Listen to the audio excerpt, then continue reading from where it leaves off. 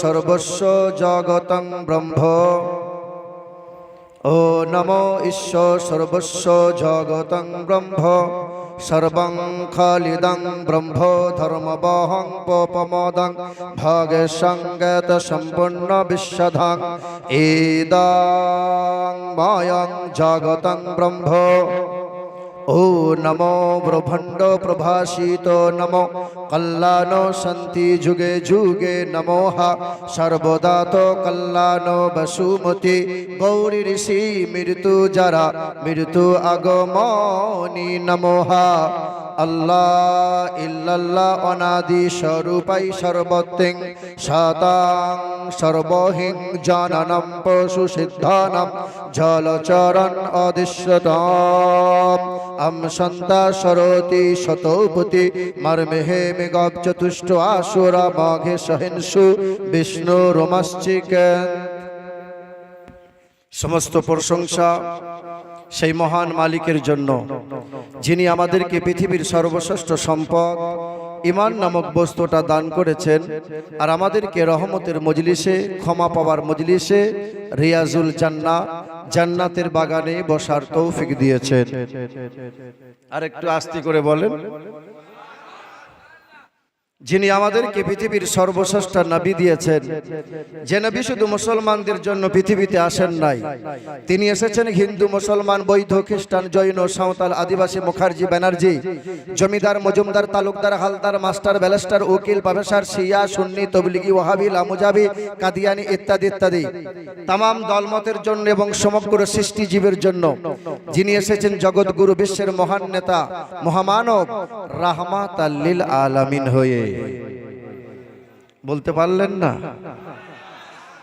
আমার পূর্বে মাওলানা নূর আলম সাহেব খুব ভালো বয়ান করছিলেন, তারপরে আপনাদের ইমাম সাহেব সভাপতির আসনে বসে তিনি একের পর এক ওলামাদেরকে ওঠালেন, আর খুব সুন্দর হাসান সাহেব নাতও পাঠ করলেন। তবে আমি বলি, জোর করে সুবহানাল্লাহ বলিয়ে তেমন লাভ হবে না, যদি ভক্তিতে আপনার মুখ থেকে সুবহানাল্লাহ বার না হয়। ফুটবল খেলা দেখেছেন আপনারা?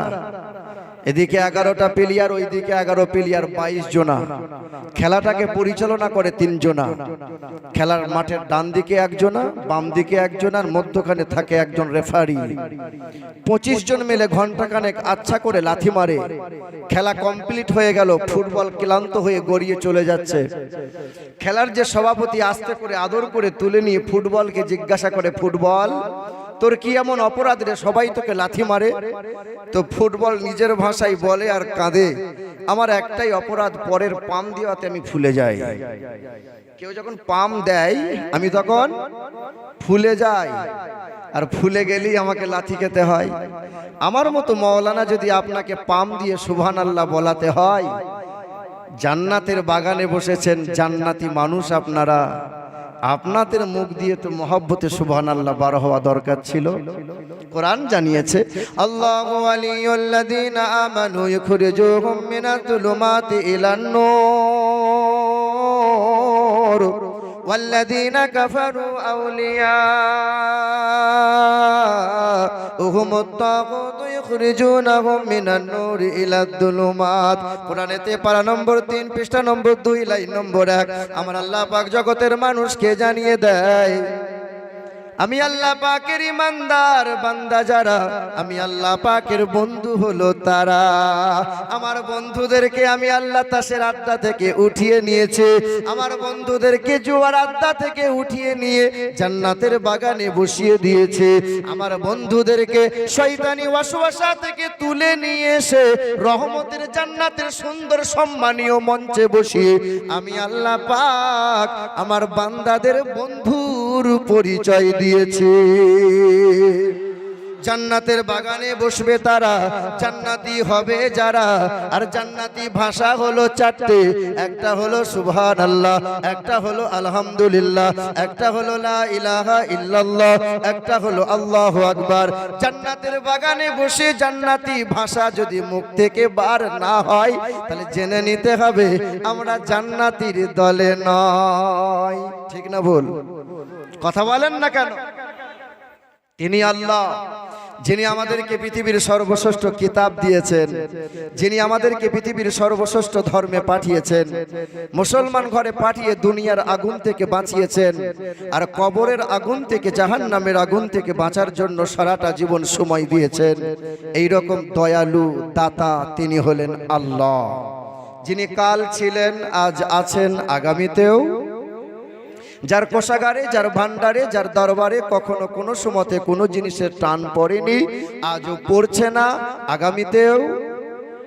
তিনি এত বড় মালিক, যিনি বড় দয়া করে আমাদেরকে সুস্থ শরীরে, নির্জনে, নিরিবিলি, পাক ও পবিত্র মজলিসে ফেরেশতাদের সঙ্গী বানাইয়ে শয়তানি পেশাব থেকে তুলে নিয়ে এসে আমাদেরকে জান্নাতের বাগানে বসিয়েছেন। সেই কৃতজ্ঞতা স্বীকার করে মালিকের দরবারে শুকরিয়া আদায় করে বলি আলহামদুলিল্লাহ। তারপরেই শতকোটি দরুদ আর সালাম আমার আপনার নবীর ওপর, যে নবী দাঁড়ালে পরে গগন ঊর্ধ্বতা লাভ করে, যে নবী বসিলে পরে বসুন্ধরা স্তবিত লাভ করে, যে নবী হাসলে পরে জান্নাত সৌন্দর্যতা লাভ করে, যে নবী কাঁদলে পরে জাহান্নামজন্ত মিশকে আম্বরের সুগন্ধি পার হয়, যে নবী সন্ধ্যাবেলায় রাস্তা দিয়ে চলে গেলে সকাল পর্যন্ত খুশবু পাওয়া যায়। মুসলমান, সেই নবী মুস্তাফার গুণগান শুধু কোরআন এবং হাদিসে বিদ্যমান তা নয়, বেদ কি বলেছে জানো? বেদ বলে শোনো, এথং কৌলগত প্রায় জনিষু পর ধর্মনি ধর্মত্ব নৈষাতে ন ভগবান বতরিষ্যতি শ্বেতাং স্মৃতি কৃতি নম বায়ো গৌরী ঋষি কৃতি নম চতুর্থার্থ বায়ো নম অষ্টগুণ পুরসংদীপ জন্তি প্রজ্ঞা চ কৌলং চ বহুভাষিতা চ দানং যথা শক্তি কৃতজ্ঞতা চ ও নমো গৌরী ঋষি শরিয়াতি কল্যাণ বসুমতি নরসংসা জোরধস্য চোদিতা যোগী শস্য ব্রহ্মাণ্ড নাথে মনস্য কিরে। বেদ বড় সুন্দর কথা বলে, তিনি আসবেন ঈশ্বরের তরফ থেকে পৃথিবীর জমিনে। তার নামটা শুধু এক জায়গায় হবে না, তার নামটা পৃথিবীর কোনায় কোনায়, আকাশ ও জমিনে সর্ব জায়গায় হবে। নবী মুস্তাফার নাম কুরআনের পাতায় পাতায়, নবী মুস্তাফার নাম হাদিসের পাতায় পাতায়, নবী মুস্তাফার নাম বাইবেল চন্দাবস্তায়, নবী মুস্তাফার নাম যজুর্বেদ ঋগ্বেদে, নবী মুস্তাফার নাম সামবেদে অথর্ব বেদে, নবী মুস্তাফার নাম কলকি পুরাণ রামায়ণে, নবী মুস্তাফার নাম মুফতির ফতোয়াতে, বক্তার বক্তব্যতে, ইমামের ইমামতিতে, লেখকের লেখনীতে, বৈজ্ঞানিকের বিজ্ঞানে, ভৌগোলিকের ভূগোলে, ঐতিহাসিকের ইতিহাসে, নবী মুস্তাফার নাম মুয়াজ্জিনের আজানেতে, নবী মুস্তাফার নাম আসমান ও জমিনে। আর একটু মহব্বতে হলো না? নবী মুস্তাফার নাম আসমান ও জমিনে, নবী মুস্তাফার নাম আরশ ও কুরসিতে, নবী মুস্তাফার নাম লৌহে মাহফুজে, নবী মুস্তাফার নাম জান্নাতের গাছে গাছে, নবী মুস্তাফার নাম জান্নাতের পাতায় পাতায়, নবী মুস্তাফার নাম ফেরেশতার ডানায় ডানায়, নবী মুস্তাফার নাম আরশের পায়ায় পায়ায়, নবী মুস্তাফার নাম জান্নাতের দরজায়, নবী মুস্তাফার নাম আদম শফিউল্লাহর ঠোঁটে, নবী মুস্তাফার নাম নূহ নবীর নৌকাতে, নবী মুস্তাফার নাম মূসা নবীর ফুকেতে, নবী মুস্তাফার নাম ঈসা নবীর জালওয়াতে, নবী মুস্তাফার কদমে চুমা খায় জিবরিল ফেরেশতা, নবী মুস্তাফার কদমে চুমা খায় জিবরিল ফেরেশতা, আর নবীর শানে দরুদ আর সালাম পড়ে স্বয়ং আল্লাহ তাআলা। সেই নবী মুস্তাফার পাক চরণে, তিনি কে? মক্কার মতি, মদিনার জ্যোতি, দুই কুলের সাথী, উম্মতের কান্ডারি, আমার ও আপনার নবী, দু জাহানের বাদশাহ জনাবে মুহাম্মদুর রাসূলুল্লাহ সাল্লাল্লাহু তাআলা আলাইহি সাল্লাম। পাক রওজা মুবারকে শত কোটি দরুদ আর সালামের নজরানা আল্লাহ কবুল করেন, জোরে বলেন আমিন। তবে আপনাদেরকে দেখে বড় ভালো লাগছে, আমার মনে পড়ে যায় সেই দিনের কথা। আপনারা যেভাবে মোহাব্বতে রাসূলুল্লাহর আশিক হয়ে বসে আছেন, আল্লাহর রাসূলের সাহাবায়ে কেরামরা ঠিক মোহাব্বতে, আল্লাহ রাসূলের মোহাব্বতে পাগল হয়ে বসেছিলেন। আল্লাহ রাসূল একদিন ওয়াজ করছিলেন, আল্লাহ রাসূল সাল্লাল্লাহু আলাইহি ওয়াসাল্লাম ওয়াজ করছেন, কবরের কথা বলছেন, জাহান্নামের আগুনের কথা বলছেন। আল্লাহ রাসূলের সাহাবায়ে কেরামরা নবীকে গোল করে ঘিরে বসে নবীজির পাক জবানের বাণী শুনছেন আর সাহাবায়ে কিরামদের চোখে পানিতে ছলছল ছলছল করছে। আল্লাহর নবী ওয়াজ করছিলেন, এমন সময় রাসূলুল্লাহর ঘর থেকে একজন মহিলা এসেছিল, দাসী, কাজের মেয়ে, রাসূলুল্লাহর দরবারে নবীজির ঘরে কাজ করে। ওই বাঁদিটা এসে দূর থেকে আমার নবীকে বলেছিলেন, আসসালামু আলাইকা ইয়া রাসূলুল্লাহ। আল্লাহর নবী মাথাটা তুলে সালামের জবাব দিয়ে বলেছিলেন, মা বলো। বলে, ইয়া রাসূলুল্লাহ, আম্মা জান আপনাকে একটু স্মরণ করেছেন, একটু বাড়ি গেলে ভালো হতো। শুনুন, আপনার চোখ দিয়ে পানি বার হবেই হবে, আশিকে রসুল যে থামাতে পারবেন না। আল্লাহ রসুল বলেছিলেন, মা কি হয়েছে রে? বলে, ইয়া রাসূলুল্লাহ, মা আপনাকে একটু স্মরণ করেছেন, একটু বাড়ি গেলে ভালো হতো। আল্লাহ রসুল বলছেন, মা তুমি চলো, আমি যাচ্ছি। কিছু সময় পার হয়ে গেল, আল্লাহর নবী ওয়াজ করছেন, জাহান্নামের বর্ণনা করছেন, সাহাবায়ে কেরাম রাসূলুল্লাহর কথা শুনে পাগল হয়ে আছেন। কিছু সময় পরে ওই মেয়েটা, কাজের দাসীটা, বাঁদিটা ছুটে এসে আল্লাহর নবীকে বলেছেন, আসসালামু আলাইকা ইয়া রাসূলুল্লাহ। আল্লাহর নবী মাথা তুলে সালামের জবাব দিয়ে বললেন, মা কি হয়েছে রে? বলে, ইয়া রাসূলুল্লাহ, একবার বাড়ি চলুন না, মা আপনাকে একটু ডাকছেন। আল্লাহর নবী দ্বিতীয়বারও বললেন, মা তুই চ না, আমি যাচ্ছি। আল্লাহ রসুল যাচ্ছি বলি আবার উম্মতির কথা ভাবতে ভাবতে রাসূলুল্লাহ বাড়ি যাওয়ার কথা ছেড়ে দিয়ে উম্মতের চিন্তায় নবী চিন্তিত হয়ে আছেন। আমার গুনাহগার উম্মতি কি করে পার পাবে? ঠিক ঘন্টাখানিক পরে ওই মেয়েটা আবার তৃতীয়বার হাজির হয়েছে। আল্লাহ নবীকে বলছেন, আসসালামু আলাইকা ইয়া রাসূলুল্লাহ। আল্লাহ নবী সালামের জবাব দিয়ে বলেন, মা কি হয়েছে বল। সেদিন আল্লাহ নবীর সামনে বাঁদিটা দাঁড়িয়েছে, থরথর করে কাঁপছে, আর চোখের কোনা দিয়ে গরম পানি টস টস করে গড়িয়ে পড়ছে। আল্লাহ নবী অবাক নয়নে চেয়ে দেখছেন বাঁদিটা কাঁদছে কেন। আল্লাহ রাসূল বলছেন, মা তোর কি হয়েছে রে? তোকে কি কেউ অপমান করেছে? তোর সাথে কেউ কি দুর্ব্যবহার করেছে?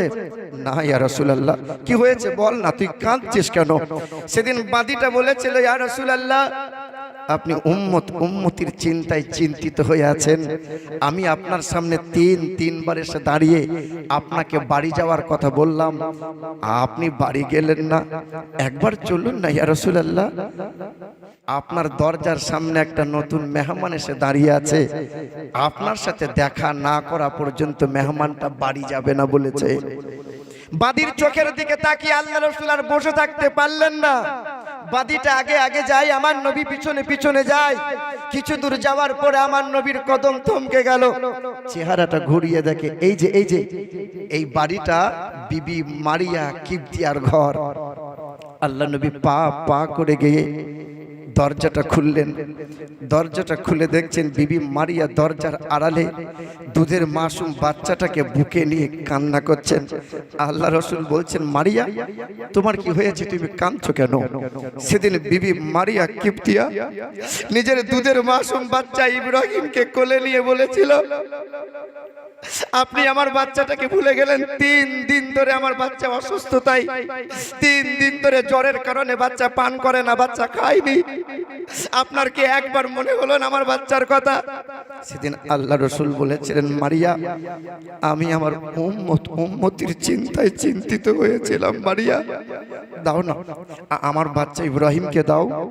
সেদিন আল্লাহর নবী নিজের বাচ্চা ইব্রাহিমকে কোলে তুলে নিয়ে বলেছিলেন, আব্বা বলো না কি হয়েছে বলো। আল্লাহ রাসূল নিজে হাতে বাচ্চার পাটা নড়াচ্ছেন। সেদিন বাচ্চার পাটা লটকে পড়ে গেছে, আর নড়ছে না। আল্লাহর নবী নিজে হাতে হাতটা নড়াচ্ছেন, আব্বা বলো না কি চাইছো বলো। হাতটা লটকে পড়ে গেছে। আল্লাহ রাসূলের সামনে সেদিন বাচ্চার হাতটা নড়া দেখছেন না। আল্লাহ নবী গালটা ধরিয়ে নড়াতে চাইছেন। বাচ্চার চোখ দিয়ে পানি গড়াচ্ছে, ঠোঁট কাঁপছে। আব্বাকে কিছু বলতে চাইছে কিন্তু আর বলতে পারছে না। সেদিন আল্লাহ রাসূল বলেছেন, আব্বা তুমি অভিমান করেছো বলো? তুমি আমাকে 3 বার ডেকেছিলে, তুমি আমার কোলে একটু শুয়ে মদিনার গলিতে ঘুরতে চেয়েছিলে, তুমি আমার কাঁধে চড়ে একটু খেজুর বাগান থেকে একটু যেতে চেয়েছিলে, তুমি আমার কোলে শুয়ে একটু আদর পেতে চেয়েছিলে। আমি তোমাকে সময় মতো ডাক দিতে পারি নাই, তোমাকে কোলে নিতে পারি নাই বলে তুমি কথা বন্ধ রেখেছো বলো? তুমি আমার প্রতি অভিমান করে চুপ আছো বলো? সেদিন আল্লাহ রসুলের কোলে বাচ্চাটা চুমকে উঠেছে, আর আল্লাহ নবীর চোখের পানিটা গড়িয়ে বাচ্চার চেহারাতে যেমন পড়েছে, বাচ্চা চুমকে গেছে। দরজার সম্মুখে একজন নতুন মেহমান দাঁড়িয়েছিল, ছুটে এসে আল্লাহ নবীর সামনে বলেছিলেন, ইয়া রাসূলুল্লাহ, আপনার জন্য কয়েক ঘন্টা ইন্তজার করছিলাম, অর্ডার হয়ে গেছে, আপনার কোল থেকে বাচ্চাকে খোদার দরবারে নিয়ে চলে যেতে হবে। আমি সেই মালাকুল মাউত ফেরেশতা, আল্লাহর নবীর কোল থেকে বাচ্চার রূহটা নিয়ে ফেরেশতা চলে গেল, নবীর কোলে দেহটা পড়ে রইল। আল্লাহর নবী সাহাবায়ে কিরামরা ছুটে এসে আল্লাহর নবীকে আদর করে শান্তভাবে আল্লাহ রাসূলকে বুঝাতে চাইছেন, কিন্তু রাসূলুল্লাহ চোখ দিয়ে দরদর করে পানি গড়িয়ে যাচ্ছে। আল্লাহ রাসূল কিছু সময় পরে চেহারা শুকিয়ে গেল। নবী আমার গরম পানি দিয়ে বাচ্চাকে গোসল করিয়ে সাদা কাপড়টা পরিয়ে বুকে জড়িয়ে আল্লাহ রাসূল কবরস্থ করে দিলেন। দাফন কাফন করে দেওয়ার পরে মদিনার মসজিদের বারান্দায় বসে, খেজুর গাছের ছাউনি ছিল, খেজুরের গুঁড়িতে ঠেস লাগাই রাসূলুল্লাহ বসে আছেন। আব্দুল্লাহ নামক এক সাহাবী বাচ্চা ছেলের নাই গিরগিরিয়ে আল্লাহ নবীর সামনে গিয়ে ঝরঝর করে কাঁদতে লাগলেন। আল্লাহ রাসূল বলছেন, তুমি কাঁদছো কেন গো? বলে, ইয়া রাসূলুল্লাহ, সকালে ঘুম থেকে উঠে যদি আপনার চেহারাটা দেখতে না পাই আমার দিন ভালো যাবে না, সন্ধ্যাবেলায় পবিত্র বাণী শ্রবণ না করলে আমার রাত ভালো কাটবে না। আপনার চোখে পানি দেখে আমি আর সহ্য করতে পারছি না ইয়া রাসূলুল্লাহ। সেদিন আল্লাহ রাসূলকে সাহাবায়ে কিরামরা বলেছেন, ওগো নবী, আপনি আপনার গুনাহগার উম্মতকে বড় ভালোবাসেন বলেন। সেদিন আল্লাহ রাসূল বলেছেন, আমার গুনাহগার উম্মত উম্মতির চিন্তায় সর্বদাই আমি চিন্তিত হয়ে থাকি। আল্লাহ রাসূল তার পরের দিন সকালবেলা ইশরাকের নামাজ পড়ে বাড়ি গিয়েছিলেন, আর বিবি কাঁদতে কাঁদতে বেহুশ হয়েছেন। বিবিকে কোলে মাথা রেখে আল্লাহ রাসূল আদর করেছেন। আর সেদিন উঠানে দাঁড়িয়ে বিবি মারিয়া কিবতিয়া মালিকের দরবারে হাতটা তুলে বলেছিল, হে রব্বুল আলামিন, তুমি 1,24,000 নবী পয়গম্বর পাঠিয়েছো, তবে তুমি এমন একটা নবী, এমন একটা হাবিবকে তুমি পাঠিয়েছো যে রাসূল উম্মতের চিন্তায় সবকিছু উজাড় করে দেয়, বিবি বাচ্চা সংসার সবকিছু উজাড় করে দেয়, কিন্তু 1 সেকেন্ডের জন্য গুনাহগার উম্মতিকে ভুলতে পারে না। সেদিন আল্লাহ রাসূল বলেছেন, মারিয়া তাকিয়ে দেখো, আমার অল্প দিনের দাড়িগুলো সাদা হয়ে গেছে, একটাই কারণ, আমার এই গুনাহগার উম্মতির চিন্তায়। আমার শিক্ষিত বন্ধুরা, আমার সুধী মানুষেরা, আজকে আমরা রাসূলুল্লাহর মহব্বতে এই জায়গায় বসে আছি। আল্লাহ পাকের দরবারে দোয়া, আল্লাহ পাক রব্বুল আলামিন আমাদের মতো নাচিস গুনাহগার খাকসার গুলোকে রাসূলুল্লাহর পাক সাদকাতে কবুল করে দেন। জোরে বলেন আল্লাহুম্মা আমিন। আমার শিক্ষিত বন্ধুরা, আমার সুধী মানুষেরা, আলোচনায় আসি। পৃথিবীর জমিনে দুনিয়ার কোন সামগ্রী, দুনিয়ার কোন দ্রব্য আপনি যদি কিনতে চান, হোক ফ্রিজ কেনেন, বাইক কেনেন, মোবাইল কেনেন, যে কোনো সাংসারিক কোনো দ্রব্য, কোনো যাবতীয় কোনো সামগ্রী আপনি যদি কিনতে চান, কোম্পানির তরফ থেকে আপনাকে একটি গাইড বুক দেওয়া হয়। কি হয় না? যে গাইড বুকে লেখা থাকে ফ্রিজ কেমন ব্যবহার করবেন, মোবাইলটা কিভাবে ইউজ করবেন, ইত্যাদি। পৃথিবীর জমিনে আমার আল্লাহ পাক মানব জাতির কল্যাণ ও কামিয়াবির জন্য আমার আল্লাহ পাকের তরফ থেকে আমাকে আপনাদের সকলকে গাইড বুক দিয়েছেন না দেননি? ওই গাইড বুকের নাম কি? কোরআন শরীফ। এবার বলতে পারেন, বছরে মাস কয়টা? 12টা। 12 মাসের মধ্যে সবচেয়ে দামি মাস কোনটা? আমার আল্লাহ পাক রব্বুল আলামিন জানান, শাহরু রমাদান আল্লাযী উনজিলা ফীহিল কুরআন কোরআন। কোরআনেতে পারা নম্বর 1 পৃষ্ঠা নম্বর 7 আয়াত নম্বর 185 লাইন নম্বর 1 আমার আল্লাহ পাক রব্বুল আলামিন জানিয়ে দেয় শাহরু রমাদান আল্লাযী উনজিলা ফীহিল কোরআন। আমি আল্লাহ পাক 12 মাসের মধ্যে সবচেয়ে দামি মাস করেছি রমজানুল মুবারক মাসকে, কারণ রমজানুল মুবারক মাসে আমি আল্লাহ পাক কোরআন নাজিল করেছি। আমার আল্লাহ পাক 365 রাতের মধ্যে সবচেয়ে দামি রাত কোনটা বানিয়েছেন? বলেন বলেন। লাইলাতুল কদর। ইন্না আনজালনাহু ফি লাইলাতুল কদর। আমি আল্লাহ পাক লাইলাতুল কদরের রাত্রিতে কোরআন নাজিল করেছে। তাই তো আমি আল্লাহ পাক ওই লাইলাতুল কদরের রাতটাকে হাজার মাস হইতেও উত্তম বানিয়েছে। এ আমার আব্বাজান ভাইজানেরা বলতে পারেন আল্লাহ পাকের কোটি কোটি ফেরেশতাদের মধ্যে সবচেয়ে দামি ফেরেশতার নাম কি? জিবরিল ফেরেশতার কেন এত দাম বেড়ে গেল? আমার আল্লাহ পাক রব্বুল আলামিন কোরআন পাকে জানিয়ে দিল শাহরুম নাযালা বিহির রূহুল আমিন। কোরআনেতে পারা নম্বর 19 পৃষ্ঠা নম্বর 14 সূরার নাম সূরা শুআরা আয়াত নম্বর 92। আমার আল্লাহ পাক রব্বুল আলামিন জানিয়ে দেয় আমি জিবরিল রুহুল আমিন ফেরেশতার মাধ্যমে পৃথিবীর জমিনে কোরআন পাঠিয়েছি। আব্বাজান ভাইজানেরা এবার বলেন পৃথিবীর জমিনে অনেক ভাষা আছে, সবচেয়ে দামি ভাষার নাম কি? কেন এত দাম বেড়ে গেল? কোরআন খুলে দেখো পারা নম্বর 12 পৃষ্ঠা নম্বর 14 আয়াত নম্বর 3 সূরার নাম সূরা ইউসুফ। ইন্না আনজালনাহু কুরআনান আরবিয়াল লাআল্লাকুম তাকিলুন।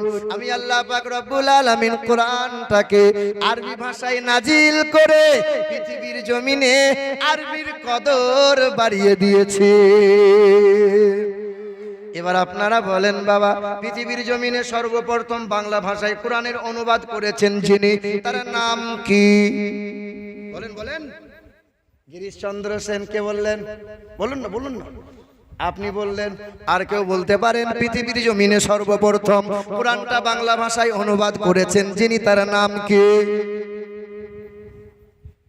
এ মুসলমান শিক্ষিত বন্ধুরা, আমাদের বাঙালি মুসলমানদেরকে ভুল শেখানো হয়েছে, ভুল যে গিরিশচন্দ্র সেন বাংলা ভাষায় সর্বপ্রথম কোরআনের অনুবাদ করেছেন। না বাবা না, ওই গিরিশচন্দ্রের জন্ম হয়েছিল 1835 সালে। ওই গিরিশচন্দ্র ইন্তেকাল করে 1910 সালে। তবে শুনে রেখে দাও 1808 সালে ওই বাংলার আংশিক অনুবাদ করেন যিনি, তার নাম হলো মাওলানা আমির উদ্দিন বসুনিয়া। আব্বাজান ভাইজানেরা 1836 সালে এই কোরআন শরীফের পূর্ণাঙ্গ বাংলায় অনুবাদ করেন যিনি, আল্লাহ পাকের ওলি বান্দা বুজুর্গ বান্দা আল্লামা নঈমুদ্দিন। কোরআন শরীফের বাংলার পূর্ণাঙ্গ অনুবাদ করে দিলেন 1886 সালে। যে কোরআন পড়া জানে না, কোরআনের ব্যাকরণ আজও বোঝে না, ওই গিরিশচন্দ্র সেন 1886 সালে শুধুমাত্র অনুবাদগুলো নিয়ে একত্রিত করে গ্রন্থ প্রকাশ করলেন। তিনি একজন প্রকাশক। গিরিশচন্দ্রকে বাংলার অনুবাদক বলা যাবে না, অনুবাদ করেছেন এ আব্বাজান ভাইজানেরা, অনুবাদ করেছেন আহলে সুন্নাতুল জামাতের একজন বিখ্যাত সৈনিক, তার নাম হলো নঈমুদ্দিন। আব্বাজান ভাইজানেরা, এই কোরআনের স্পর্শ লেগেছে যার, কোরআনের ছোঁয়া পেয়ে গেছে যারা, আল্লাহ পাক তাদের দামকে বাড়িয়ে দিয়েছেন। আপনি কোরআন পড়া জানেন না, কোরআন দেখতে থাকবেন, কোরআনটা হাত বোলাবেন, কোরআনটাকে চুমা খাবেন, কোরআনটাকে বুকে নেবেন, কোরআনটাকে মাথায় রাখবেন, কোরআনটাকে বুকে নিয়ে টিপে ধরবেন, সকাল সন্ধ্যা কোরআনটাকে নজর করে দেখবেন। আমার আল্লাহ পাক নিশ্চয়ই আপনার কদর, আপনার মর্তবাকে বুলন্দ করে দেবেন।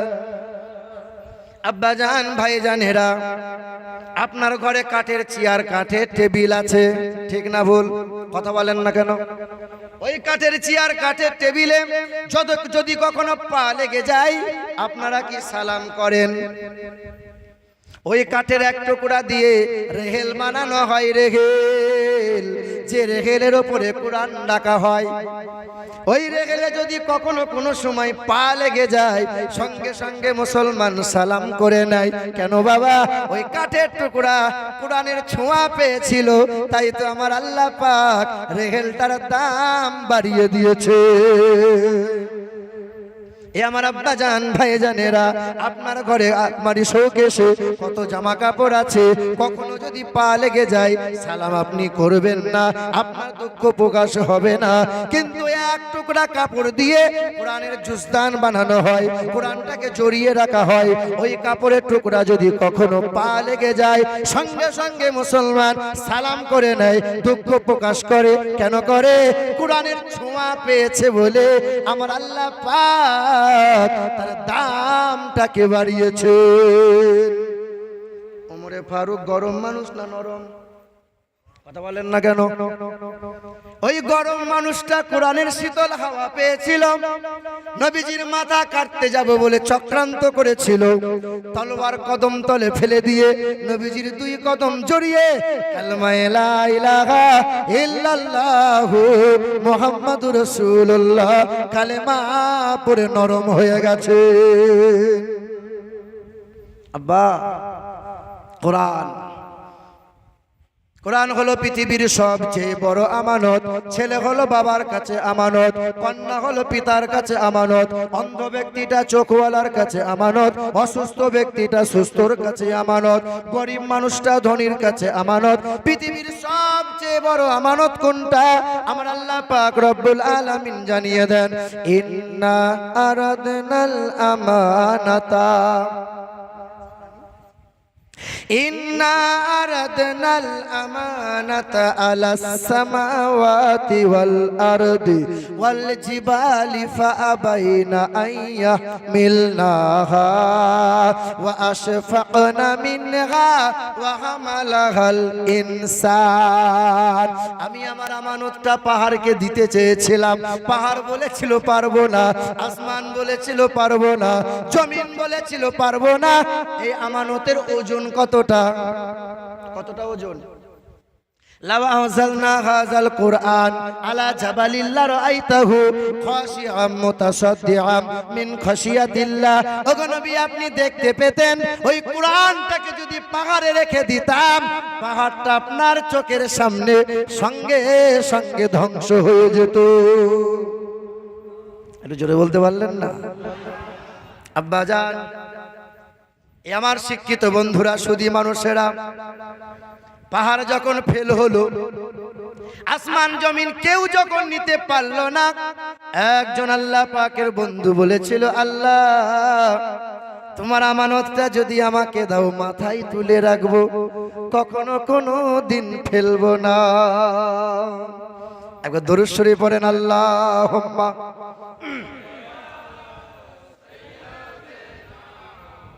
কোরআন শরীফের 26 পারা সূরা মুহাম্মাদের 6 নম্বর পৃষ্ঠা 2 নম্বর আয়াতে আমার আল্লাহ পাক রব্বুল আলামিন বললেন, ওয়াল্লাযীনা আমানু ওয়া আমিলুস সালিহাতি ওয়া আমানু বিমা নুজিলা আলা মুহাম্মাদিন ওয়া হুয়াল হাক্কু মির রাব্বিহিম।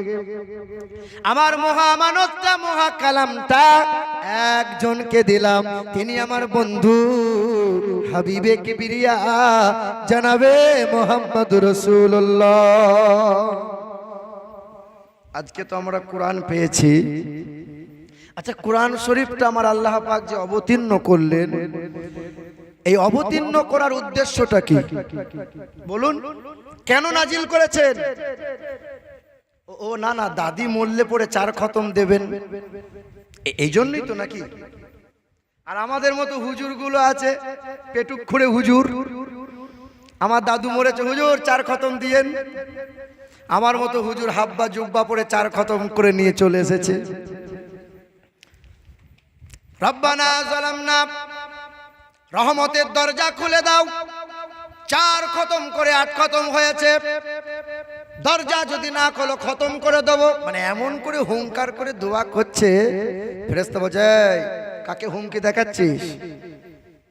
আমার শিক্ষিত বন্ধুরা, আমার সুধী মানুষেরা, এই নানি মরলে আর দাদি মরলে 4 খতম দেবেন, এই জন্য আমার আল্লাহ কোরআন নাজিল করেননি।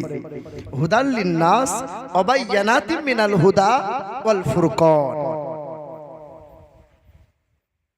কোরআন শরীফে 114টা সূরা আছে। একটি সূরার নাম হলো সূরা পিঁপড়ে। কি নাম বলো? সূরা পিঁপড়ে। কথা বলেন না কেন? শোনেননি বোধহয় নাকি? সূরার নাম সূরা নামাল। সূরা নামাল। শোনেন কেন আল্লাহ পিঁপড়ে দিয়ে সূরা অবতীর্ণ করলেন? এই পিঁপড়ের সাথে মানুষের খুব কাছাকাছি গভীর একটা সম্পর্ক আছে। وحشر سليمان جنوده من الجن والإنس والطير فهم يوزعون। সুলাইমান নবী জিনজাতি সৈন্য সিপাহী নিয়ে যখন চলতেছেন পিপিলিকের উপত্যকায় পাহাড়ের ধার দিয়ে, হাত্তা ইযা আতাও আলা ওয়াদিন নামলি ক্বালাত নামলাতু ইয়া আইয়ুহান নামলু উদখুলু মাসাকিনাকুম লা ইয়াতিমান্নাকুম সুলাইমান ওয়া জুনুদুহু ওয়া হুম লা ইয়াশউরুন। পৃথিবীর মধ্যে এমন একটা ছোট্ট প্রাণী, যে প্রাণী পিঁপড়ে, যার পাকস্থলী হইল 2টা। কয়টা? আমাদের পাকস্থলী কয়টা? পিঁপড়ের পাকস্থলী 2টা। একটা নিজের জন্য খাবার রাখে আর একটা পরিবারের জন্য খাবার রাখে। পৃথিবীর মধ্যে এমন একটা প্রাণী পিঁপড়ে, যে পিঁপড়েটা ব্যবসা করে, পিঁপড়েদের মার্কেট বসে। এই সময় গরমের সময় খাবার যে জমিয়ে রাখে, গম, সরষা, তিল ইত্যাদি, এই সমস্ত শস্যগুলো যাতে কল বা প্যাঁক বা গাছ যাতে না জন্মায়, পিঁপড়েরা মধ্যখান দিয়ে এই শস্যগুলো কেটে দেয়। ঠিক মার্কেট হয়, ওদের ব্যবসা আছে, ওদের রাজা আছে, রানী আছে। পৃথিবীর মধ্যে 3টে প্রাণী, এক পিপিলিকা, উইপোকা আর মৌমাছি, যাদের রাজা নাই, রানী সব। রানী সব। আপনার 80 কেজি বা 1 কুইন্টাল যদি ওজন হয়, আপনি 3 কুইন্টাল ওজন ভার বুঝা বইতে পারবেন? কথা বলেন না। বইতে পারবেন? পিঁপড়ে এমন একটা প্রাণী যার ওজন যতটা, ওজনের চাইতে 40 গুণ বেশি বুঝা বইতে পারে। জোরে বলো সুবহানাল্লাহ। 40 গুণ বুঝা। সে আবার কাঁধে করে বইবে না, ওই বেটা বইবে তো 2 হাতে করে আলোক করে তুলে তুলে নিয়ে যাবে। দেখ ক্ষমতা কত। আমার আল্লাহ পাক বলেছেন, বান্দা পিঁপড়ের দিকে তাকাও, লক্ষ্য করো একটু।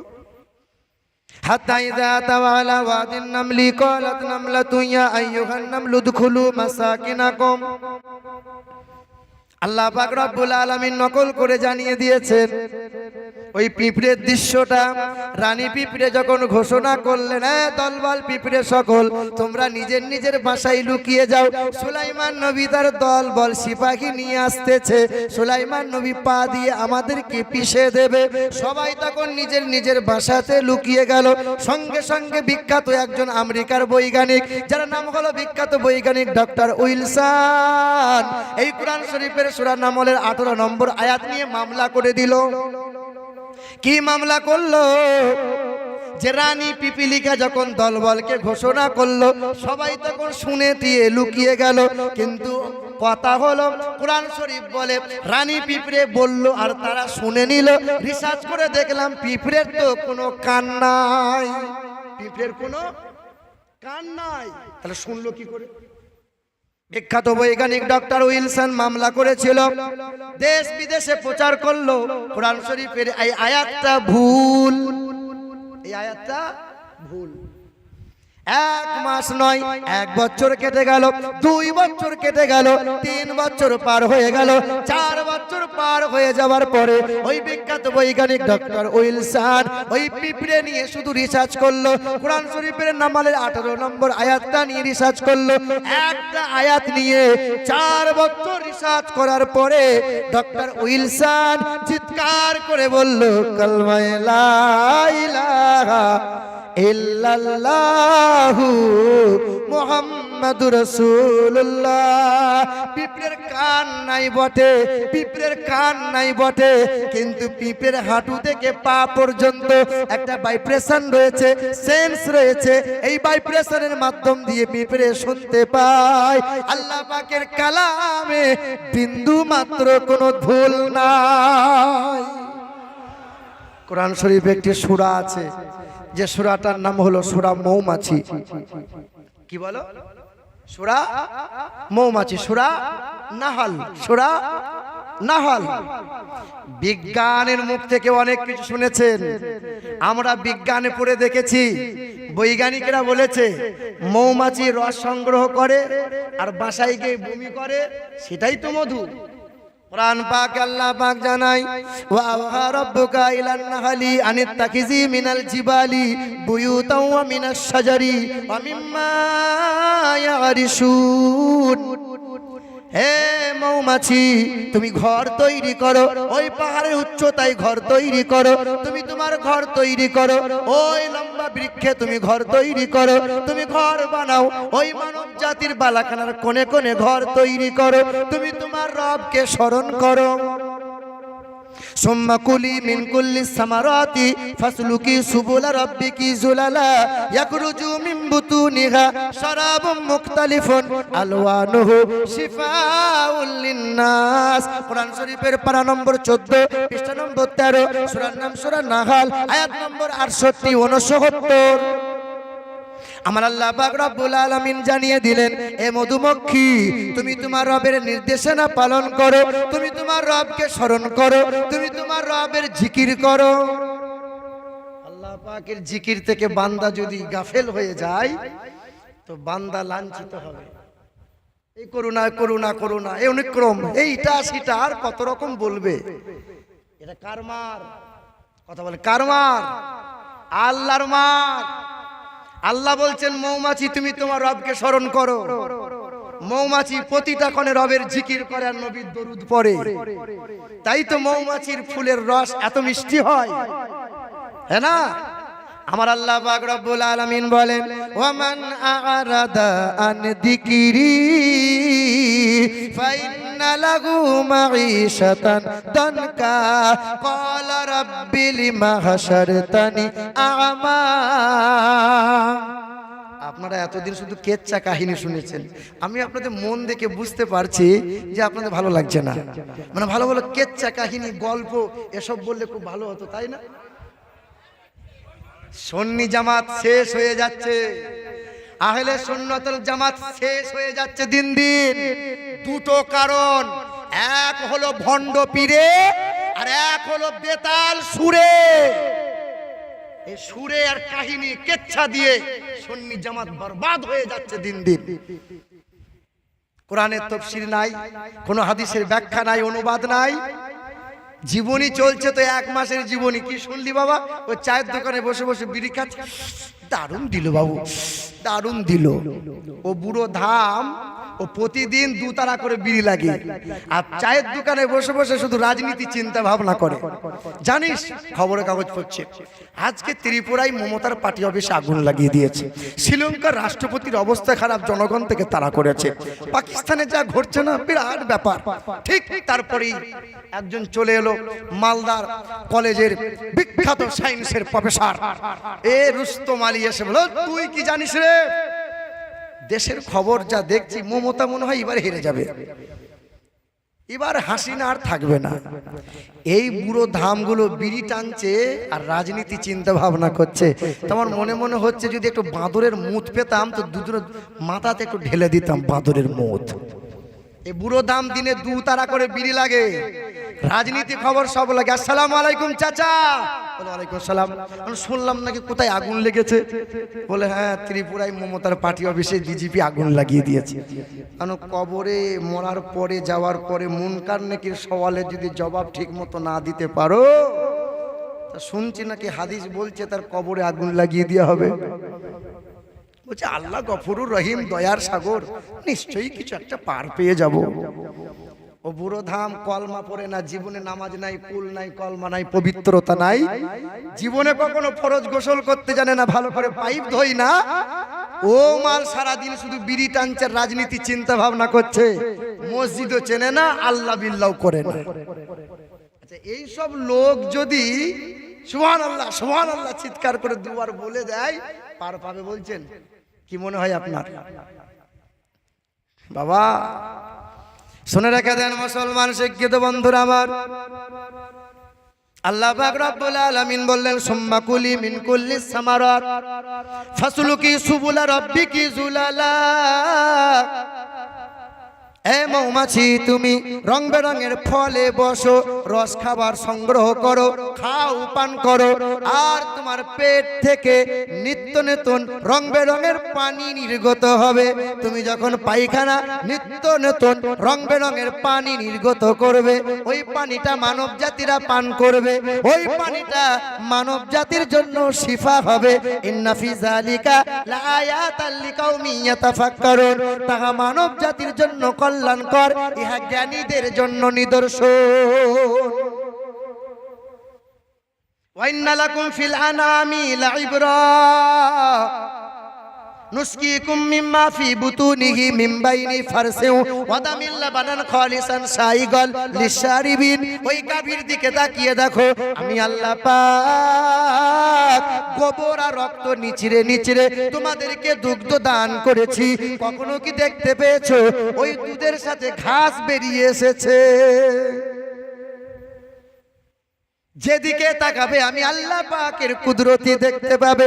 আলামা রাযাকাহুম মিন বাহিমাতিল আনআম, তবে আমি তোমাদেরকে চতুষ্পদ প্রাণী কিছু কিছুকে হালাল করেছি, তোমরা খাও। এই যে কুরবানি সবে গেল, ঠিক কুরবানির কিছুদিন আগে থেকে সোশ্যাল মিডিয়ায়, ফেসবুক আর ইউটিউবে কিছু পণ্ডিতের আবির্ভাব ঘটে, প্রতি বছর হয়। কি বলে? মুসলমানরা আমাদের দেব দেবীকে কেটে দেয়, মুসলমানরা আমরা যাকে মা বলি তাকে ওরা জবাই করে খায়, এটাকে মানা যায়? বলছে কি বলছে না? কত গো হত্যার নামে মুসলমানকে পিটিয়ে খুন করে দিয়েছে। এবার আপনারা বলেন, মুসলমানের ইসলামের মধ্যে, ইসলাম মুসলমানের সাথে গরুর মাংসর কোনো সম্পর্ক আছে? কথা বলেন না। সারা জীবন একটা মুসলমান যদি গরুর মাংস না খায়, সে ব্যক্তি মুসলমান থাকতে পারে কি পারে না? পারে। আমি বললাম, শোনো হিন্দু ভাইরা আমার, আমি তোমার গরুর মাংস খাবো না, কথা দিলাম খাবো না। যদি তোমার মনে আঘাত হয়, তবে তুমি আজকে কথা দাও, তুমি তোমার মাকে মায়ের জায়গাতে রাখবে। তোমার জন্মদাতা মাকে যেমন পালঙে খাটে রেখেছো, নামি দামি খাবার খাওয়াও, কাল থেকে তুমি তোমার মাকে গোয়ালে না রেখে খাট পালঙে রাখবে, ফল ফ্রুট খেতে দেবে। কথা দাও, দাও। তুমি যদি রাখতে না পারো, তা মা মা বলে চিৎকার বা করো কেন? কাল থেকে তুমি কথা দাও, চামড়ার ব্যাগ, চামড়ার বেল, চামড়ার কোনো জুতা সমস্ত কিছু বর্জন করবো আর ব্যবহার করব না। যে মাকে মা বলে তুমি দাবি করছো, সেই মায়ের চামড়ার জিনিস তুমি ব্যবহার করছো। কিছু কিছু পণ্ডিত আবার বলে পশু হত্যা মহাপাপ। বলছে কি বলছে না? পশু হত্যা মহাপাপ। অথচ ওদের মন্দিরে কত ছাগল পাঠা বলি হয়, কেরালার কত শত মন্দিরে গরু বলি হয়, তাতে কোনো রকমের মাথা ব্যথা নাই। আমি বলি, যারা বলে নিরামিষ ভুজি, আমরা মাংস খাই না, কারণ পশু হত্যা মহাপাপ, তাই আমরা কোনো মাংস খাই না। তারা কি জানে না যে 1450 বছর আগে আমার দয়ার রাসূল সাহাবাদেরকে নিয়ে রাস্তায় যাচ্ছেন, যাওয়ার পথে নবী থমকে দাঁড়ালেন।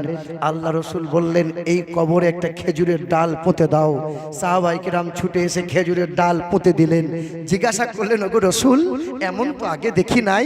আল্লাহ রাসূল বললেন, যতক্ষণ খেজুরের ডালটা জীবিত থাকবে, ততক্ষণ পর্যন্ত কবরে আযাব থেকে মুক্তি পাবে। জীবিত কে থাকে? যার জান থাকে।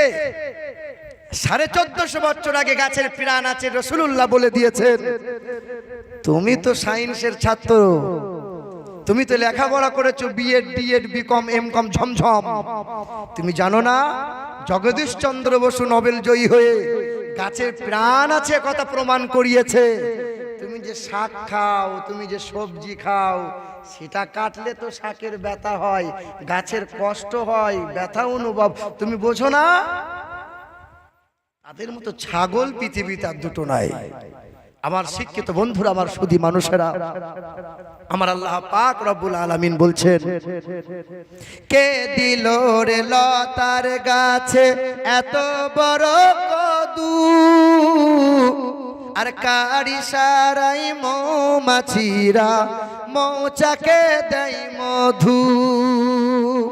আরে শিমুল গাছে কে দিল রে, এই শিমুল গাছে কে দিল রে নরম নরম তুলা, আর কার আদেশে চৈত্র মাসে জমিন মাঝে ধুলা।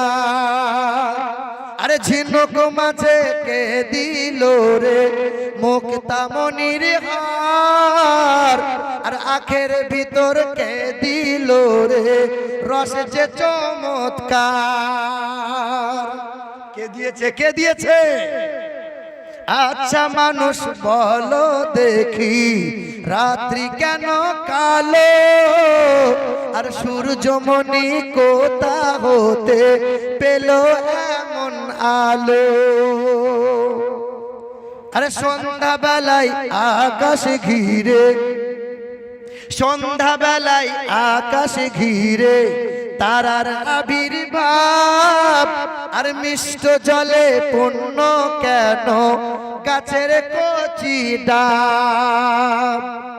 আরে চিনি কেন মিষ্টি এত, তেঁতুল কেন টক, আর কোকিল কেন কালো এত, ফর্সা কেন বক? আমরা সবাই বাস করি ভাই এ দুনিয়ারি রঙে, হাতের লেখা মুখের চেহারা মেলে না কারো সঙ্গে, আর মেলে না কণ্ঠ গলার, আর মেলে না কণ্ঠ গলার বুড়ো আঙ্গুলের টিপ। আল্লাহ তাআলা আছেন একজন, প্রমাণ হলো ঠিক। বেদ বলে শোনো, ও নমো ব্রহ্মাণ্ড প্রভাসিত নমো কল্যাণ শান্তি যুগে যুগে নমো সর্বদা তো কল্যাণ বাসুমতী গৌরী ঋষি মৃত্যু যারা মৃত্যু আগমনী নমো। তিনি হলেন বিশ্ব ব্রহ্মাণ্ডের মালিক, আসমান ও জমিনের মালিক, যিনি যার ইচ্ছার বাইরে গাছের পাতা নড়ে না, যার ইচ্ছার বাইরে ফুল কখনো ফোটে না, যার ইচ্ছার বাইরে কোনো কিছু চলে না, যাকে মৃত্যু নামক বস্তু কখনো ছুঁইতে পারে না। তিনি এক অদ্বিতীয়, লা শারীকা লাহ। তিনি হলেন আল্লাহু আল্লাহ, না দ্বিতীয়ম না তৃতীয়ম চতুর্থ না পঞ্চুতে না পঞ্চম না সপ্তম ষষ্ঠম সপ্তম না পঞ্চুতে না অষ্টম নবম দশম না পঞ্চুতে। তিনি দুইটা তিনটা চারটা পাঁচটা দশটা নন, তিনি এক অদ্বিতীয়, লা শারীকা লাহ, আল্লাহু আল্লাহ। সেই আল্লাহকে যদি পেতে চাও, শুধু কি আল্লাহ আল্লাহ করে আল্লাহ পাওয়া যাবে? কথা বলেন না না। এ মুসলমান, আজ মুসলমান ঘরে কেউ বলে আমি আহলে হাদিস, কেউ বলে আমি তবলিগি, কেউ বলে আমি দেওবন্দি, কেউ বলে আমি কাদিয়ানি, কেউ বলে আমি ফুরফুরানি। কত দল কত মত বেরিয়ে গেছে। আশিকে রসুল যদি হতে না পারো, খোদার কসম করে বলে দিয়ে গেলাম, পাক পাঞ্জাতনের মোহাব্বত যদি তোমার হৃদয়ে না থাকে, কখনো আল্লাহ পাবে না। আমেরিকার দেশে বিখ্যাত একটা মহিলার কথা বলে দিয়ে যায়। বিখ্যাত একজন লেখিকা, তার নাম হলো লরেন ভুত। অনেকগুলো গ্রন্থ রচনা করেছেন তিনি। স্বপ্ন দেখে নিলেন পৃথিবীর জমিনে ওয়ার্ল্ডে আমি এক নম্বর লেখিকা হব, বিশ্বের মাটিতে সুনাম অর্জন করব। খ্রিস্টান ধর্মের নারী, খ্রিস্টান ধর্মের পাদ্রীদের কাছে গেল, পণ্ডিতরা পরামর্শ দিল, ও লরেন ভুত লেখিকা, তুমি একজন মহিলা হয়ে তোমার যে স্বপ্ন দেখেছো, ওই স্বপ্নটা পূরণ যদি করতে চাও, 1 টাকা কাজ পৃথিবীর জমিনে তুমি দেখিয়ে দাও। ওই কাজটা হলো পৃথিবীর জমিনে অনেক পণ্ডিত গুজরে গেছে, অনেক বৈজ্ঞানিক গুজরে গেছে, কত মানুষ গুজরে গেছে, কতজন চেষ্টা করে গেছে, কেউ পারে নাই। কোরআন শরীফে নাকি কোনো ভুল নাই, তুমি একটা ভুল বার করে দাও। জোরে বলুন নাউজুবিল্লাহ। একটা ভুল বার করো। ওই খ্রিস্টান ধর্মের মেয়েটা সঙ্গে সঙ্গে সাংবাদিক সম্মেলনে দাঁড়িয়ে গেল। শত শত ক্যামেরার সম্মুখে রয়েছে, ক্যামেরার সম্মুখে দাঁড়ায় চিৎকার করে বলে, মুসলমানদের গর্ব করে কোরআন নিয়ে, কোরআনে নাকি কোনো ত্রুটি নাই, কোরআনে নাকি কোনো ভুল নাই। আমি লরেন বুথ লেখিকা বুক চাপড়ে বলে দিলাম, কোরআন শরীফের ভুল বার করে মুসলমানদের কোরআনটা মাটির তলে পিষিয়ে দেবো, শেষ করে দেবো। মুসলমানদের মান সম্মান ইজ্জত সব আমি মিটিয়ে দিতে চাই। লরেন ভূত লেখিকা শপথ করলো, ক্যামেরার সামনে চিৎকার করে সোশ্যাল মিডিয়াতে দেশ বিদেশে সব প্রচার করে দেওয়া হলো। 1 মাস কেটে গেল, 2 মাস কেটে গেল, ওই মহিলাটা কোরআন রিসার্চ করে, কোরআন তেলাওয়াত করে, কোরআন পড়ে, অনুবাদ করে, তাফসীর করে, শানে নুজুল গুলো পড়ে। 2 মাস কেটে গেল, 4 মাস কেটে গেল, 6 মাস কেটে গেল, 1 বছর কেটে গেল, 1.5 বছর পার হয়ে গেল। 1.5 বছর পরে 2 বছর যেমন এসেছে, আপনার 24টা মাস অতিক্রম করার পরে ওই লরেন ভূত লেখিকা আবার সাংবাদিক সম্মেলনে দাঁড়িয়ে, আজ ওই মহিলাটা আজ তেমন পোশাক পরে নাই, সেই দিন ন্যাংটা পোশাক পরেছিল, সেই দিন মেয়েটার হায়া ছিল না, লজ্জা ছিল না, শরম ছিল না, তাই জিন্সের প্যান্ট পরে বেহায়া বেলজ্জার মতো পোশাক পরে সাংবাদিকদের সম্মুখে দাঁড়িয়েছে। আজ ওই খ্রিস্টান ধর্মের মেয়েটা কোরআনটাকে বুকে নিয়ে হিজাব পরে হিতা পর্দাশীলা হয়ে কোরআন নিয়ে সাংবাদিকদের সম্মুখে। আপনাদের এখানকার মা বোনরা তো ভালো, রাস্তাঘাটে বার হলে পরে পর্দা না করে বেরোই না, আর স্বামীদের সেবা করে কি করে না? কথা বলছেন না, মানে খুব কষ্ট করে বলছে, করে। আপনি তো বলবেনই, না বললে তো উপায় নাই। বাড়িতে তো সালমার মা বো যাই। বাবা, আমার শিক্ষিত বন্ধুরা, আমার সুধী মানুষেরা, তবে অবাক লাগে, আগেকার সময়ে হাঁস মুরগি মা বোনরা পুষতো, যাতে হারিয়ে না যায় সেজন্য পায়ে সুতো বেঁধে দিত। কথা বলেন ঠিক কিনা? 2-4 বছর আগে লক্ষ্য করে দেখলাম ছোট ছোট বাচ্চা মেয়েদের পায়ে কালো কার বেঁধে দিচ্ছে। এখন আবার দেখছি বুড়ি বুড়ি ধামিগুলো, সব বুড়ো ধাম যেগুলো মেয়ে, ওই বুড়িগুলোও দেখছি আবার পায়ে সুতো বাঁধছে। কথা বলেন ঠিক কিনা? মহিলাদের কয়েকটা গুণ খুব ভালো, মানে খারাপ। মহিলারা কখনো স্বামীর শুকরিয়া আদায় করতে পারে না, মানে যত দেবেন তত নাই। কি দিয়েছো কি তুমি, কি দিলে কি? কথা বলেন। আর একটা গুণ হলো, মহিলারা 3টে জায়গাতে কোনোদিন চুপ থাকতে পারে না। তবে আপনাদের এখানকার মা বোনরা খুব ভালো চুপ করে বসে আছে। 1 কলতলা, পুকুরের ঘাট, আর মিলাদার জলসাতলা, এসব জায়গায় থাকলে ওরা চুপ থাকতে পারে না। কিন্তু ভাগ্যেস খুব ভালো এখানকার মা বোনেরা। এ বাবা, ওদের একটা গুণ খুব খারাপ, যে গুণটা হলো পরের নিন্দা করা ছাড়ে না। 2 নম্বর গুণ খারাপ, সর্বদাই হিংসা, মানে পরের উন্নত দেখলে ওর জ্বলন হয়। 2 ভাই একই বাড়িতে বাস করে, বড় ভাইয়েরও একটা গাই গরু আছে, ছোট ভাইয়েরও একটা গাই গরু আছে। 2 ভাই মিলে গাই গরু পোষে। তো বড় ভাইয়ের গাই গরুতে 5 কিলো করে দুধ দেয়, আর ছোট ভাইয়ের গাই গরুতে 20 কিলো দুধ দেয়। ছোট ভাইয়ের বউ কিন্তু সহ্য করতে পারছে না, তোমার বড় ভাইয়ের গরুতে 20 কিলো দুধ দেয় আর তোমার গরুতে 5 কিলো দুধ দেয়, এটা কি মানা যায়?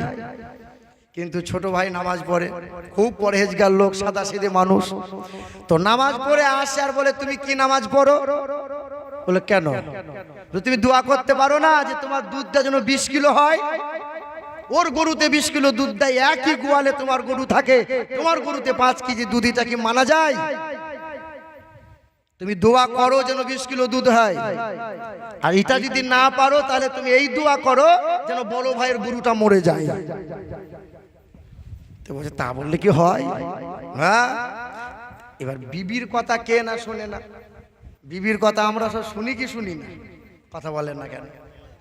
রানী বলছে যে এমন কোনো মরদ নাই যে বিবির কথা মতো চলে না। রাজা বলছে আমি একাই আছি নাকি? কতজন আছে বিবির কথা শোনে না? বলে ভোট হোক দেখি। তা দেখা যাচ্ছে রানীর দিকে যত লোক সব চলে, মানে বিবির কথা সব শোনে, সব লোক রানীর দিকে। আর রাজার দিকে গুনে গুনে একটা লোক বেচারা মানুষ রাজার দিকে। রাজা চিন্তা করছে কেউ শুনুক না, একটা লোক তো আমার দলে আছে। তা জিজ্ঞাসা করে ভাই তুমি একটাই লোক আমি তোমাকে পেলাম যে বিবির কথা শোনে না। বলে আমি হ্যাঁ বিবির কথা শুনি না, তবে করোনার সময় তো আমার বিবি বলল তুমি যেন ভিড় ভাড়টার মাঝে যেও না, যেদিকে ফাঁকা থাকবে সেদিকে দাঁড়াবে, তাই ফাঁকা দিকে দাঁড়ালো। রাজা বলছে পৃথিবীতে এমন কোনো মরদ নাই যে বউয়ের কথা শোনে না। কথা বলেন। তাই ছোট বউ তার স্বামীকে বলছে তুমি ঘোড়ার ডিম নামাজ পড়ছো, তোমাকে কি বলেছিলাম যে বদদুয়া করো গরুটা যেন মরে যায়। এ জ্বলনে ঠেলাই পড়ে মসজিদের এক কোণে বসে সবাই যখন বাড়ি ফিরে গেছে, এ বেটা মসজিদ থেকে যায় না, বিবির জ্বলনে বদদুয়া করতেই হবে, না হলে বিবি বলেছে ঘরে ঢুকতে দেবো না। মসজিদের এক কোণে বসে বসে দোয়া করছে রব্বানা আল্লাহ পাক বড় ভাইয়ের গরুটা তুমি যেন দয়া করে মেরে দাও না, বিবির জ্বলনে আমি টিকতে পাচ্ছি না। দোয়া করা শেষ হয়েছে আর ঘর থেকে ছেলেটা ছুটে এসে মসজিদের বাইরে থেকে বলে আব্বু বাড়ি চলো না, গরুটা মরে গেছে। এ কেঁচা মেরে তখন দৌড় দিয়েছে। দারুণ হয়েছে, মানে দোয়া কবুল হয়ে গেছে। বাড়ি গিয়ে দেখুন বিবি দরজার সামনে ঝাঁটা নিয়ে দাঁড়িয়ে আছে। ওলাউটা আই সাপে খেকো কি দোয়া করলি? বলে কেন? বলে ওর গরু মরার কথা, গরু মরেছে তো আমার। বলে সর্বনাশ। বলে বিবি তুমি কিছু মনে করো না, দোয়া আমি করেছিলাম, আল্লাহ দোয়া কবুলও করেছে, কিন্তু একই গোয়াল, দেখতে গরুগুলো একই রকম, মালাকুল মাউত ফেরেশতা গোলমাল করেছে। বাবাজিরা ভাইরা আমার, ও আমার মা বোনেরা, পরের কখনো খারাপ চাইও না। যে পরের মন্দ চায় আল্লাহ পাক তারই খারাপ করে দেয়। আব্বা জান ভাই জানেরা, কথায় কথা বেড়ে যায়। ওই আমেরিকার দেশের মেয়েটার কথা বলছিলাম। 2 বছর পরে বোরকা পরে হিজাব পরে গীতা মেয়েটা কোরআনটা বুকে নিয়ে ক্যামেরার সামনে দাঁড়িয়ে গেল। শত শত খ্রিস্টান অনুসারী সাংবাদিকরা মাইক্রো নিয়ে দাঁড়িয়ে আছে। ও খ্রিস্টান ধর্মের মেয়ে, ও লরেন বুথ লেখিকা, বলো বলো কুরআন শরীফের কোন জায়গায় ভুল পেলে বলো। সঙ্গে সঙ্গে লরেন বুথ লেখিকা চিৎকার করে বলে কালমা লা ইলাহা ইল্লাল্লাহু মুহাম্মাদুর রাসূলুল্লাহ। সবাই অবাক হয়ে গেল, থমকে দাঁড়িয়ে গেল। না না, এটা তো মানতে পারলাম না। খ্রিস্টান ধর্মের মেয়ে, তুমি তো কোরআনের ভুলবার করবে বলেছিলে, এমন কেন করলে তুমি? কি হয়েছে বলো? সঙ্গে সঙ্গে লরেন বুথ লেখিকা বলে আমি কোরআনের ভুলবার করব বলে কোরআন পড়া শিখলাম, কোরআন আমি রিসার্চ করতে শুরু করলাম, কোরআনের অনুবাদগুলো পড়লাম, তাফসীরগুলো দেখলাম, শানে নজুলগুলো দেখলাম। মুসলমান খ্রিস্টান জাতি ধর্ম দলমত নির্বিশেষে সকলকে জানিয়ে দিতে চাই, ওই কোরআন শরীফে 6666টা কম বেশি আয়াত আছে। ওই কোরআনে 86,430টা বাক্য আছে। ওই কোরআনে 3,23,671টা অক্ষর আছে। ওই কোরআনে 37টা নবীর গুণগান করা হয়েছে। 10টা নবীর নাম না করে 27টা নবীর গুণগান করা হয়েছে। সবচেয়ে বেশি 1200 বার জিনার গুণগান করা হয়েছে। মূসা নবী কালিমুল্লাহ না না, ঈসা নবী রুহুল্লাহ না না, তিনি হলেন একজনা জগৎগুরু জনাবে মুহাম্মদুর রাসূলুল্লাহ। আব্বাজান ভাইজানেরা, ও আমার মা বোনেরা, আপনাকে বলে দিয়ে যাই মা, ওই খ্রিস্টান ধর্মের মেয়েটা কোরআনটাকে বুকে নিয়ে কলমা পড়ে নিল। মাথায় হিজাব, আর চুল দেখা যায় না, আর পেট পিঠ দেখা যায় না। আজ পর্দাশীলা হয়ে 5 ওয়াক্ত নামাজ পড়ে, তাহাজ্জুদের নামাজ পড়ে, ফাতেমাতুজ জাহরা রাদিয়াল্লাহু তাআলা আনহার গোলামি করে জিন্দেগি পার করে দিতেছে। কথায় কথা বেড়ে যায়। তোমার ভারতের জমিনে বিখ্যাত একটা ব্রাহ্মণের কথা বলে দিয়ে যায়, যিনি অক্সফোর্ড বিশ্ববিদ্যালয় থেকে 12টা ভাষায় এমএ করেছিলেন, 10টা ধর্মের গ্রন্থের তিনি জ্ঞান অর্জন করেছিলেন। ওই মানুষটার নাম হলো ডক্টর শিবশক্তি স্বরূপজি। তার বাবার নাম হলো মহন্তং প্রীতম দাসু দাসে, মায়ের নাম হলো ভানুমতি কর, বিবির নাম হলো শ্রদ্ধা দেবী। একমাত্র কন্যার নাম হলো ওয়াক্সপরা। ওই মথুরার বিখ্যাত মন্দির উত্তর ভারতের মথুরার বৃন্দাবনে, যে মন্দিরটার নাম হলো দেবাশীর মন্দির, 300 বিঘে জমির মধ্যে দাঁড় করানো। ওই মন্দিরে পূজারী হয়েছিলেন, রাত দিন পূজা করতেন, বস্তা বস্তা ফল, লাখ লাখ টাকা তার রোজগার হয়। কুরআনটাকে বুকে নিয়ে নবী মুস্তাফার আদর্শকে ফলো করে ওই মন্দিরে দাঁড়িয়ে দাঁড়িয়ে কালেমা পড়ে মুসলমান হয়ে যায়। জোরে বলুন না, নারে তাকবীর, নারে রিসালাত, মাসলাকে আলা হযরত, উলামায়ে আহলে সুন্নাত। নারা লাগানোর কেউ নাই তো আমিই লাগাই। এ মুসলমান শিক্ষিত বন্ধুরা, এ আমার সুধী মানুষেরা, এ আমার মা বোনেরা, আপনাদের অসুবিধা হচ্ছে নাকি বাবা? কথা বলেন, অসুবিধা হয়নি তো? আমার শিক্ষিত বন্ধুরা, আমার সুধী মানুষেরা, আপনাকে বলে দিয়ে যাই, পৃথিবীর জমিনে বড় বড় বৈজ্ঞানিক, বড় বড় পণ্ডিত, বড় বড় ব্রাহ্মণরা আমার নবীর আদর্শকে ফলো করেছিল। ডক্টর শিবশক্তি স্বরূপজি, ডক্টর হরপ্রসাদ শাস্ত্রী থেকে আরম্ভ করে বাংলাদেশের কীর্তি সন্তান সুশান্ত ভট্টাচার্য, বাবার নাম শশীকান্ত ভট্টাচার্য, সবাই রিসার্চ করেছিল ওই বেদের কথা। মংমাদাবতীতা দেবদাকরন্তে প্রকৃতিরিতা বিরসানাং ভক্ষয়েত সদা বেদা শাস্ত্রে শ্রীতা। নারে তাকবীর, নারে তাকবীর। মুফতি আহমদ রেজা বরকতি, नारे तकबीर, नारे रिसालत, नारे रिसालत, नारे हैदरी, नारे हैदरी, मसला के आला हजरत, मसला के आला हजरत मुफ्ती अहमद रजा बरकती, मुफ्ती अहमद रजा बरकती। नारे तकबीर, नारे रिसालत, नारे हैदरी। ঠিক আছে মাশাআল্লাহ। জি জি জি।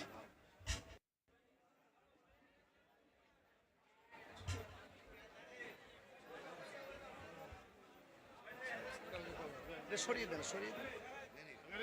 ঝোঁকে শস্য ব্রহ্মাণ্ড নাধে মনুষ্য কিরে, ও নমো ইন্দ্র যৌন উপস্রোত নামে নরসংসা ভবিষ্যতে। পৃথিবীর জমিনে একজন আসবেন জগৎগুরু, বিশ্বের মহান নেতা, তার নামটা হবে নরসংসা। নরসংসার বাংলা করলে হবে প্রশংসিত, যারা আরবি করলে হবে মোহাম্মদ সাল্লাল্লাহু। জোরদস্য চোদিতা যোগে শস্য ব্রহ্মাণ্ড নাধে মনুষ্য কিরে।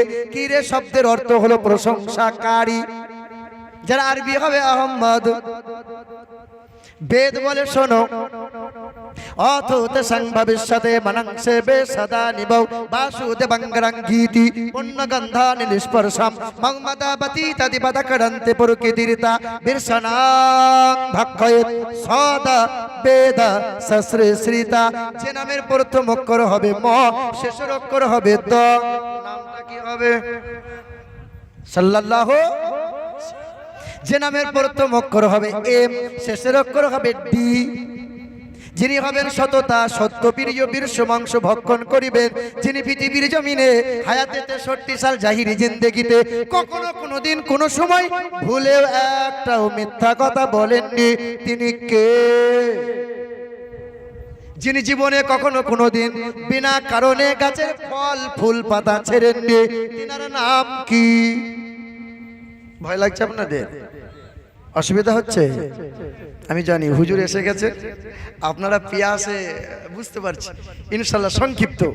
মাদি মোহাম্মদ তো মাদি মক্কা, মাদি মোহাম্মদ তো মাদি মদিনা, মাদি মোহাম্মদ তো মাদি মসজিদ, মাদি মোহাম্মদ তো মাদি মাদ্রাসা, মাদি মোহাম্মদ তো মাদি মক্তব, মাদি মোহাম্মদ তো মাদি মাজার, মাদি মোহাম্মদ তো মাদি মিনার, মাদি মোহাম্মদ তো মাদি মসজিদ, মাদি মুসাল্লা, মাদি মেহরাব, মাদি মিম্বার, মাদি মুয়াজ্জিন, মাদি মুসলমান, মাদি মুমিন, মাদি মাওলা, মাদি মা, মাদি মোহাম্মদ, মাদি গায় মুহাম্মাদুর রাসূলুল্লাহ। আমার শিক্ষিত বন্ধুরা, সুধী মানুষেরা, যে নবী মুস্তাফার মোহাব্বত ছাড়া পৃথিবীর কোনো বন্ধু নাজাত পায়নি, আগামীতেও পাবে না। তুমি হাত এখানে বাঁধছো তো ওখানে যেখানে বাঁধছো মতো। আমারই ক্লাস ফ্রেন্ড, একসাথে স্কুল গিয়েছিলাম, কলেজ গিয়েছিলাম, নামাজ পড়েছি, তখন একসাথে পড়েছি। বাবার হাত ধরে নামাজ পড়তে যাই তো বাবার মতো যেমন বাবা নামাজ পড়ে ছেলেরাও নামাজ পড়ে। এখন আবার দেখি কিছু বাপ ছেলেকেও বলে, হ্যাঁ রে তুই এতদিন তোর বাপের মতো দেখে দেখে নামাজ পড়ছি, এখন আবার মায়ের মতো নামাজ পড়ছিস কেন? আর এখন আবার কিছু হাজি উঠেছে, হাজি হাজি সেলফি হাজি। ও হজ করতে যাচ্ছে আর কাবা শরীফের পাশে দাঁড়িয়ে সেলফি তুলে ফেসবুকে ছাড়ছে, মানে আমি হাজি, ও হজ করলাম, তোমরা দেখো, কাল থেকে হাজি বলো আমাকে। ও তাওয়াফ করছে, আল্লাহ লাব্বাইক আল্লাহুম্মা লাব্বাইক লা শারীকা লাকা লাব্বাইক। আর ছত্তরে মা ফোন করেছে, হ্যালো ছত্তরে মা, খেয়েছিস? কেমন আছিস তুই? তোর জন্য জানটা খেতে বিদি করে জানিস। ওবার হজ করতে গেছে, তোকে হজ করতে কে যেতে বলেছিল? আবার হজ করে ফেরার সময় 30টা আতর কিনেছে, এইটুকুটুকু আতর। ওই কলকাতারই মাল, ওখানে গিয়ে পাইল করে মক্কা থেকে নিয়ে এসেছি আতর। আর 50টা টুপি কিনেছে, কালিয়া চোখের টুপি নাই বোঝায়, দিয়ে ফিরে 50 কিলো ওজন। এয়ারপোর্টে এসে বলছে নামা নামা এখান থেকে। বলছে মা হা যা শালি, আমার শালির জন্য নিয়ে যাচ্ছে, শালার জন্য নিয়ে যাচ্ছে। বলে শালি লে পিঠা দুম দাম করে মার। ওরা হজ করতে গেছে, ওরা সামান কিনতে গেছে। আবার কথা তো শেষ হলো না, যাই হোক শোনেন হাজি সাহেব, আপনাকে বলে দিয়ে যাই, আপনি হজ করে আসার পরে ছেলের বিয়ে দিতে গেছেন, টাকা নেন কেন? টাকার দাবি নেন কেন? কেন দাবি করেন টাকা? সমাজের কিছু মানুষ ছেলের বিয়ে দেওয়ার সময় মেয়ের বাপের গলায় বাঁশ দিয়ে টাকা নেয়। ওই সমস্ত মানুষগুলোকে বলি, তুমি বর্বর, তুমি নির্লজ্জ, তুমি অসভ্য, তুমি অমানুষ। তুমি যে বিয়ের গলায় বাঁশ দিয়ে টাকা নিতে পারে, সেই মানুষটা যদি 20 বার হজ করতে যায়, আল্লাহ পারলে, আল্লাহ পাক চাইলে সব গুনাহ মাফ করবেন। কিন্তু আল্লাহ ওই সমস্ত গুনাহ ইচ্ছা করে মাফ করবেন না যেটা মানুষের সাথে জড়িত পাপ। ওই বেটা সুদের কারবার করে আর 5 ওয়াক্ত নামাজও পড়ে। তুমি মুসলমান, তুমি কাল থেকে বলিও আমার নাম কার্তিক, তোমার নামটা পাল্টে দিও। আমার শিক্ষিত বন্ধুরা, আমার সুধী মানুষেরা, আমরা আশিকে রসুল, নিজেদেরকে আশিকে রসুল বলে দাবি করি, কিন্তু নামাজ পড়বো না। আশিকে রসুল বলে দাবি করব, কিন্তু হারাম খাওয়া ছাড়বো না। আশিকে রসুল বলে দাবি করব, কিন্তু নবীর আদর্শকে ফলো করব না। আশিকে রসুল বলে দাবি করব, সুদের কারবার বন্ধ করব না। বলেন মুসলমান শিক্ষিত বন্ধুরা, আমার সুধী মানুষেরা, সেই নবী মুস্তাফার মহব্বত অন্তরে পয়দা করুন। আজ থেকে নামাজি হন। যারা কোরআন জানেন না, ইমাম সাহেবের পাশে বসুন। কালকে মরবেন, আজকে কোরআন পড়ুন। 80 বছর বয়স হয়েছে তো কি হয়েছে? ও কোরআন সূরা কালাম মুখ দিয়ে বার হয় না, বাদাম বাদাম গান জিজ্ঞেস করো, বেরিয়ে যাবে। কথা বলে আমার শিক্ষিত বন্ধুরা, মাফ করবেন, আমার কথায় কষ্ট নিয়েন না। বড় বড় খ্রিস্টান, হিন্দু, বৌদ্ধ, জৈন, ব্রাহ্মণ, কত মুনি ঋষি নবীর আদর্শ গলায় ঝুলিয়ে এক একজন আল্লাহর ওলি হয়ে গেছে। আমরা মুসলমান ঘরে জন্ম নিয়ে সুবিধাবাদী ধর্ম পালন করতে গিয়ে নবী মুস্তাফার চরিত্র আদর্শকে ত্যাগ করে আমরা নবীকে কষ্ট দিয়েছি। ইন্নাল্লাযীনা ইউযুনাল্লাহ ওয়া রাসূলাহু লাআনাহুমুল্লাহ ফিদ দুনিয়া ওয়াল আখিরাহ ওয়া আ'আদ্দা লাহুম আযাবাম মুহিনা। যদি কোনো নামধারী মুসলমান, যদি কোনো হিন্দু, খ্রিস্টান, বৌদ্ধ, জৈন আমার নবীর শানে কটূক্তি করে, আমার নবীর শানে বাজে মন্তব্য পেশ করে, তাকে বলে দিও উতুল্লিম বাদা যালিকা জানিম, তুমি হলে জারজ সন্তান। ওয়া আখিরু দাওয়ানা আনিল হামদুলিল্লাহি রাব্বিল আলামিন।